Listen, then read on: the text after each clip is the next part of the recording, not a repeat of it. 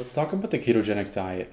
If you've looked into weight loss anytime in the past 5 years or so, you've probably run into a lot of people talking about how effective the keto diet was for them, how it changed their life, and how much weight they lost. I want to take this opportunity to go through what the keto diet is, how it's supposed to work mechanistically, what its effects are on the body, and if it's actually effective for weight loss.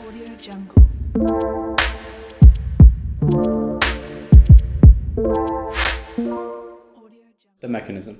The main part of the ketogenic diet is that you're supposed to utilize all the glycogen in your liver and get rid of it. You do that by not eating any carbohydrates and just focusing on protein and fat. Mostly, you can have a few carbohydrates.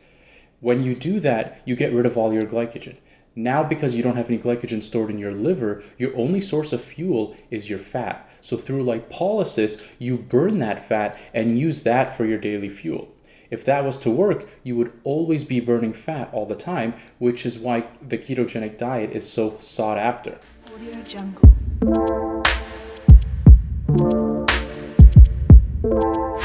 are the effects expected in the body?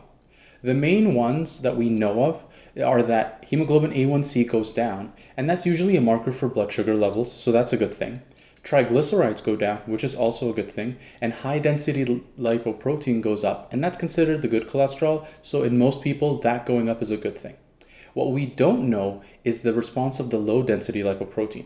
In some patients it goes down a little, in some patients it stays about the same, but in others it skyrockets, and that's where you can run into trouble, because we know for a fact that low density lipoprotein is associated with an increased risk of heart disease and stroke.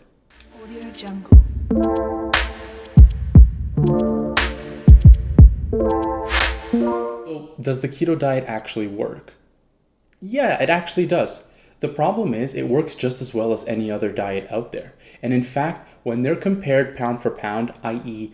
isocalorically, so one patient has 1500 calories a day of a ketogenic diet, and another patient has 1500 calories a day of a different diet, both patients will lose the same amount of weight. So that theory that you're using lipolysis and burning fat all the time doesn't actually translate. And in fact, you lose just the same amount of weight as if you were on any other diet. The one thing to be aware of is that because your glycogen is depleted, that's where most people's initial weight loss comes from.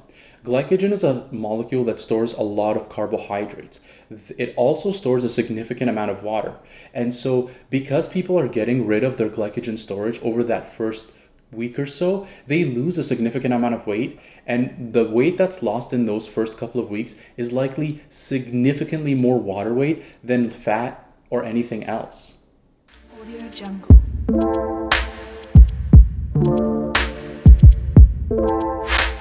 So what do I do with my own patients?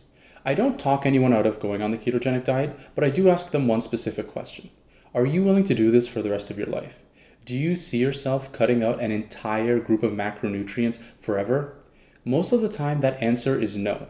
In fact, none of my current patients are on the ketogenic diet. However, if anyone does wish to be on the ketogenic diet, I do recommend that they undergo medical supervision with regular surveillance of their low density lipoprotein, because if that goes up, the risk of heart disease and stroke is also going up. The whole point of eating healthy for weight loss is long-term health benefits.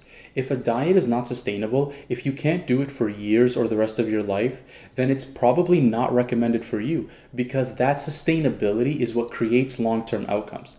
Instead of that, focus on diets that you're willing to do for the rest of your life, because those are much more likely to give you a greater benefit over time.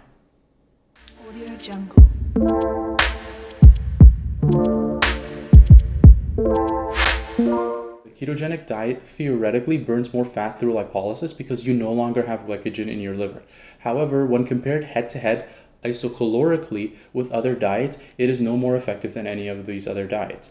If you do decide to undergo a ketogenic diet, make sure you're under medical supervision and follow that LDL carefully.